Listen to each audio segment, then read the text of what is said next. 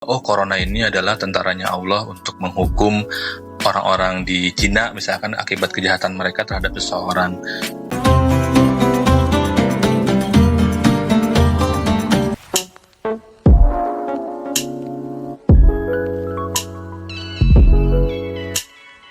Halo Inspigers, ketemu lagi di Samsak Sahur Imsak, masih bareng saya Ayu Kartika Dewi. Jadi Samsak adalah kerjasama antara Inspigo, Milenial Islami dengan staf khusus Presiden. Seperti biasa, saya nggak sendirian, saya selalu ditemenin oleh Ustadz Irfan Sarhindi, yang sekarang lagi rekaman podcast jarak jauh dari Cianjur, dan ada Ustadz Irfan Amali yang lagi rekaman jarak jauh dari Bandung. Apa kabar Ustadz? Alhamdulillah, baik. Apa kabar Mbak Ayu? Alhamdulillah baik. Nah, ini ada titipan pertanyaan nih, Ustaz. Apakah corona ini adalah azab? Karena selalu ada orang yang mengkait-kaitkan antara kejadian yang menyusahkan gitu, kayak corona ini, dengan kemudian apakah ini azab? Apakah kita apa yang harus, ini umat kita lagi banyak dosa nih sehingga kita kena azab, atau gimana nih, Ustaz? Apakah ini azab, Ustaz? Mulai dari Ustadz Irfan Sarhindi dulu deh. Oke. Apakah corona ini azab? Nah, kalau bagi saya ini bisa jadi iya, bisa jadi juga tidak, karena lagi-lagi tidak ada satu orang pun yang punya kemampuan dan punya kapasitas serta punya akses gitu ya untuk tahu apakah sesuatu itu azab, cobaan ataukah bukan. Apalagi untuk bilang bahwa oh, corona ini adalah tentaranya Allah untuk menghukum orang-orang di Cina misalkan akibat kejahatan mereka terhadap seseorang. Dan karena sekarang terbukti ternyata yang kena corona ini bukan hanya orang-orang Cinanya sendiri, bukan hanya non-muslim tapi juga muslim. Apakah itu bahwa tentaranya salah sasaran gitu ya sehingga keliru gitu memisahkan, padahal kan secara fisik kan beda gitu secara penampilan fisik.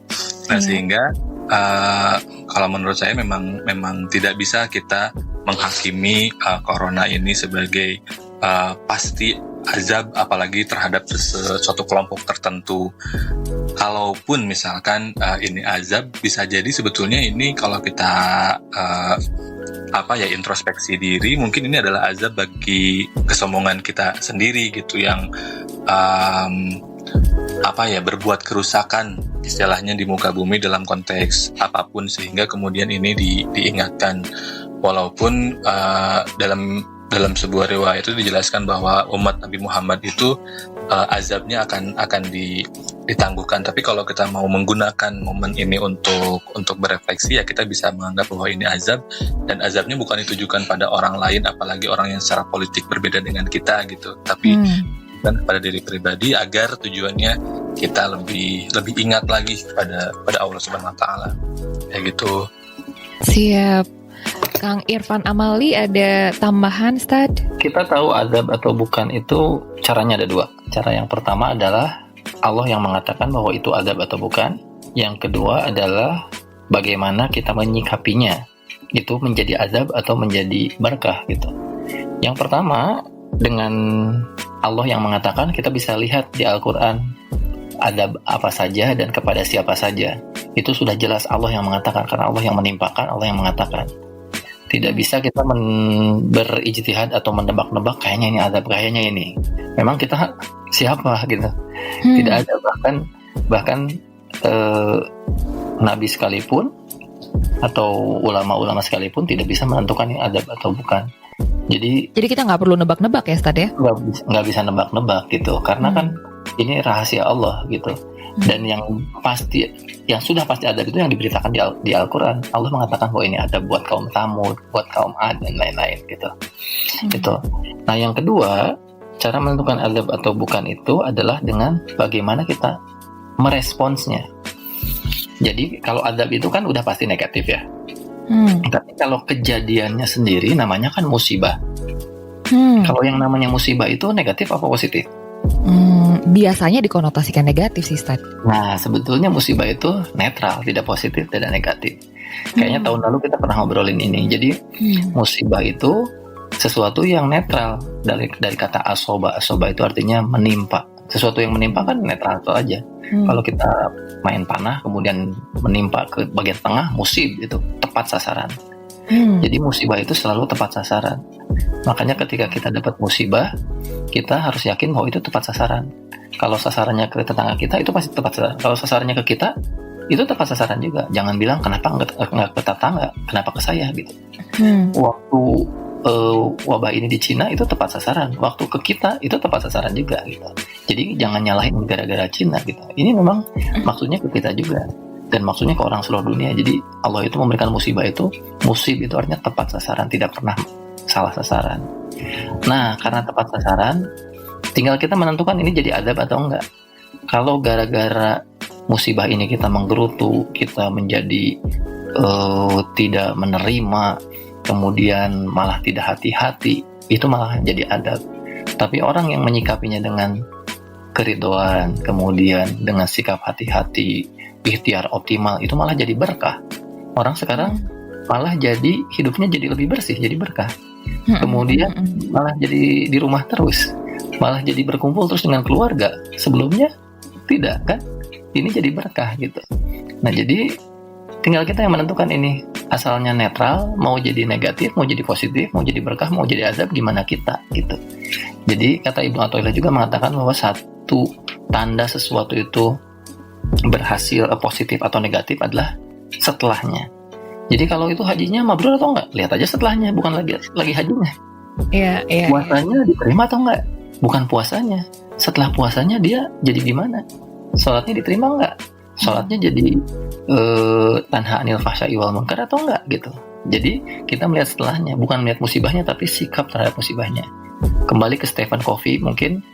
Jadi bukan pada triggernya, tetapi pada reaksinya, pada apakah kita reaktif atau proaktif gitu.